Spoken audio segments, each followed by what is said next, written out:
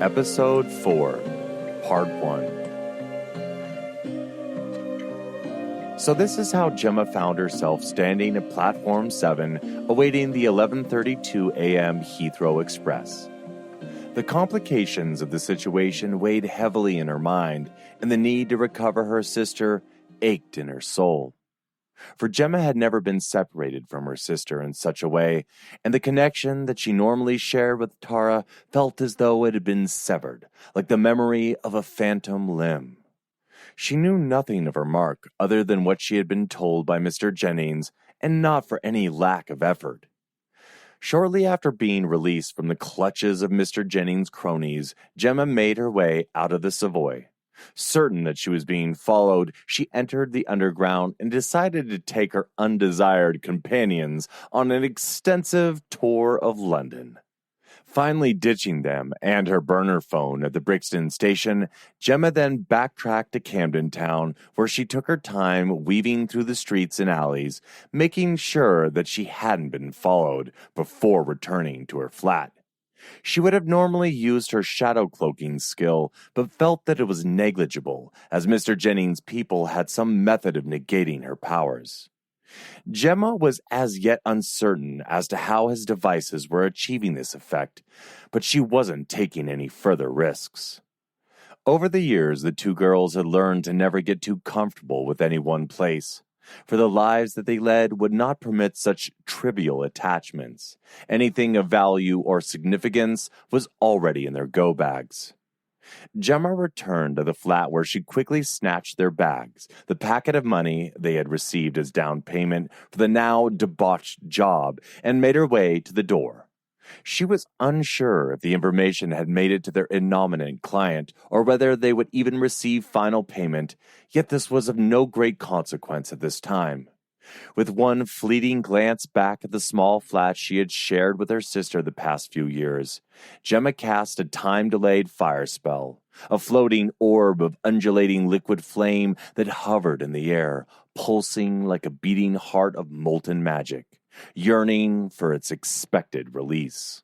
The spell, when released, would quickly engulf the flat in a sudden but intense inferno. Gemma limited its duration so as not to burn anything further than their own rooms, but made sure it burned hot enough to erase all signs of their existence here. For other wielders and potentially Mr. Jennings' people could use a strand of hair or a splash of blood to track her, which she had no intention of allowing to happen. The flat itself was rented under two aliases that had now perished along with it in the fire. Gemma had made sure she was not seen exiting the building, but as she did, she heard the spell take hold. She made it several blocks away before she heard the sirens of the emergency response teams, all en route to her flat. They would likely arrive to find the fire mostly burnt out. All that remained would be hollow frame and a scattering of dwindling embers. This was a reoccurring theme of Gemma and Tara's life, leaving behind ashes and hollow homes. In that moment, the echo of a forgotten memory clawed its way to the fore of her mind. The feelings of disconnect from her sister brought forth the longing and loss she felt for a mother she had never known. Fleeting images of a face cast in shadow, tears of blood streaming down a pale porcelain visage, her countenance so stricken with fear it was like a fragmented, fractured doll's face, features riddled with fine spider-webbed cracks so faint they were like wisps of fleeting fog fleeing from the rising sun. Then the memories of pain blacked out the remembering, shoving it back in the vast recesses of her mind. Shaking off the remnants of that vision, Gemma focused on the mostly vacant streets of Camden, once again gazing about and making certain she was alone. But just how alone she felt in that fleeting moment was almost unbearable. Shrugging off the vestiges of doubt, she embraced her confidence.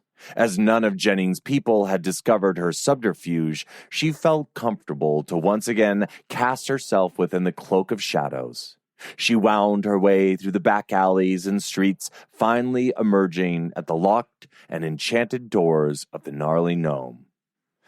During their first year in London, the sisters had been enjoying a quiet pint when the mostly vacant common room exploded into turmoil as two Narlax brawlers, a mix between a gnoll and a redcap, a particularly nasty combination, were having a heated disagreement with the stout dwarven innkeep about their bill. They began roaring about how he was trying to cheat them out of their hard-earned money and began reaching for their weapons. Bartholomew, always the considerate innkeep and one to use words rather than weapons, an oddly uncommon trait in dwarves, was trying to resolve the situation amicably. The sisters observed that these Narlax, predictable to their nature, were not going to be subdued by simple words. The two girls flew into action when one of the unruly Narlax grabbed Bartholomew.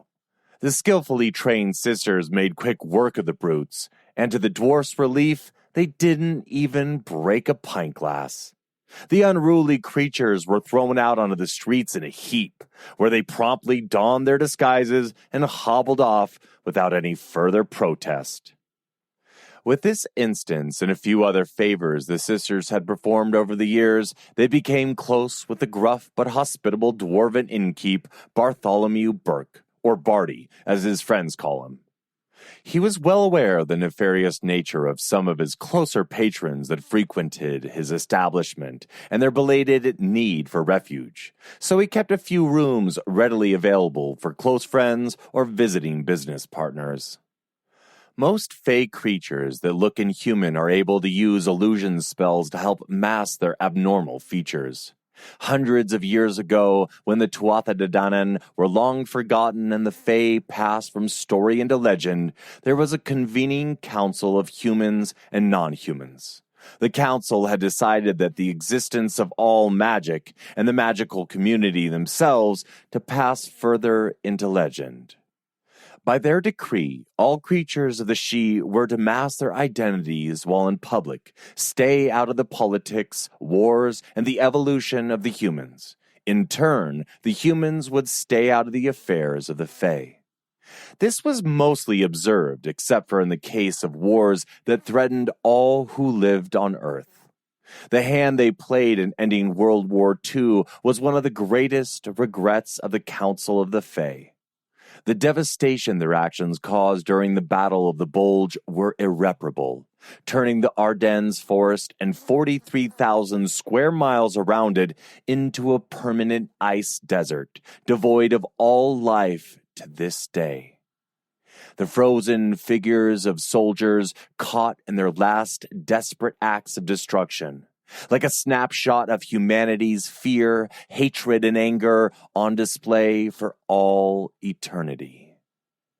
This was all explained to the mundane world as a weapon of mass destruction created by the Allied forces to put an end to the war, which in its terrible, awe-inspiring way did just that. Unfortunately, over the last few hundred years, the rise of war, industry, and capitalism had slowly decimated the once immaculate forests and natural wonders, all in the name of human greed and power. Yet the Fae seemed reluctant to do anything about the humans slowly encroaching on their once pristine borders. Almost as if the humans' greed was slowly seeping into the once proud people of the Sidhe and corrupting them like an infectious parasite. Seeing as Bartholomew had played such a significant role in the breaking of the Bulge, he had decided war, death, and destruction was no longer who he was, and made a vow to never use artificery, battle magic, or a weapon again. Because of his history, the simple life of an innkeeper was all that he desired. Barty's establishment was well hidden to the eyes of the mundane, or muddies as the Fae folk like to call them, which afforded him the comfort of inconspicuousness. It was likely due to Barty's hospitable nature and unwavering loyalty that there was no better place Gemma could think to hole up. She raised her hand and traced out a weave of air in an intricate pattern, something Barty had taught her for such an occasion. The air in front of the door shimmered as the faint sound of bells jingled gently in the crisp night. The smell of juniper wafted on the air, and a sprite coalesced into existence. It spoke with a small but sharp northern Scottish brogue. Dinna know what fucking hour it is. Gemma recognized the sprite as one of Barty's. She believed its name was Stella, and was the sprite in charge of housekeeping and maintenance. Gemma remembered that she was the no-nonsense type, and by the look and posture of the creature, it was not excited by the prospect of being roused from her sleep. So Gemma spoke directly. I'm sorry, Stella, for the late hour, and would not have called upon you if it wasn't an emergency. Barty said if I was ever truly in need, I would be welcome here. He gave me your summoning spell if we're after hours and said to tell you the phrase, money a mickle makes a muckle. Without expression, the sprite crossed its arms and stared unervingly at her for several long moments, the silence building like a brooding storm, but finally broke when it replied, Your bum's out the window. Gemma breathed an inward sigh of relief, for this was the phrase she had been told to expect if all was well. She was grateful this was the case, because displeased sprites had a way of making your life a torrent of pain. Stella uncrossed its arms and smiled. Come on in, ye brash cunt, and make yourself at home. You'll be in the whispering bind room on the second floor, and your key will be on the bar. With that, she disappeared, and the door swung inward, admitting her into the warm comfort of the gnarly gnome.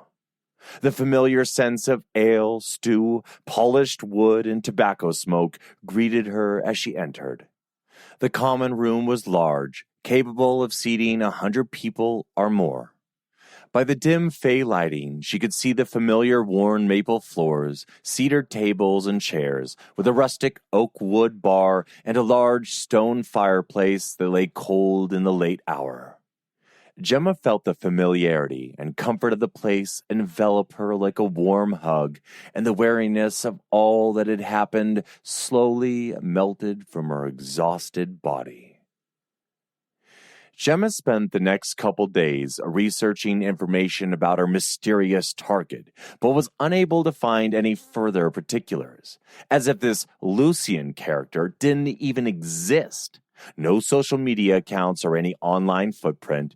It was as if he left no significant trace of his existence anywhere. Just another name within the sea of unknowns.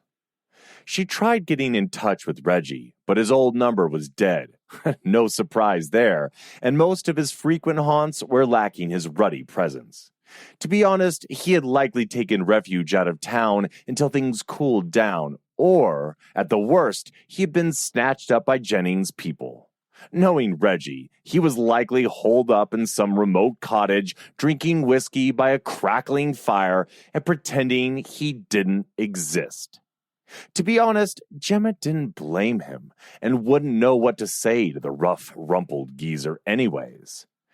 She would likely wring his wrinkled neck for getting her into this predicament in the first place, so perhaps it was best she hadn't found him. Most of all, she just wanted to know who had hired her for the job, where she might find him, and ask him some rather uncomfortable questions. Gemma then spent several days casing the Savoy to find where they had taken her sister. Unfortunately, after the discovery the previous night, they had heightened their security, and now knowing what to look for, she recognized they had expanded their magical disruption field, making it near to impossible to covertly get within several blocks of the stately hotel. When Mr. Jennings went anywhere, it was in the care of a large security escort, and his presence was usually obscured by several decoy vehicles and lookalikes. So with no further recourse, she settled into a state of brooding anxiety and disquieted distaste. Barty offered his assistance with helping to find out any information in regards to Tara's whereabouts, but was proven moot when both of their sources ran dry. It was as if all their contacts were suddenly afraid to relinquish any details in regards to the happenings of Jennings and his affiliates. Like a vast, desolate darkness cast its shadow over the city, and even those who lived within the penumbra were afraid of the crepuscular core that lay at its umbra. Like a vast void was suckling on the fear, distrust, hatred, and anger, turning longtime friends and compatriots on one another, like a den of wolves flung into a feeding frenzy and forgetting all loyalty to the pack. Left with no other avenues of inquiry, Gemma impatiently awaited the impending arrival of her mysterious mark and the uncertainty of her future.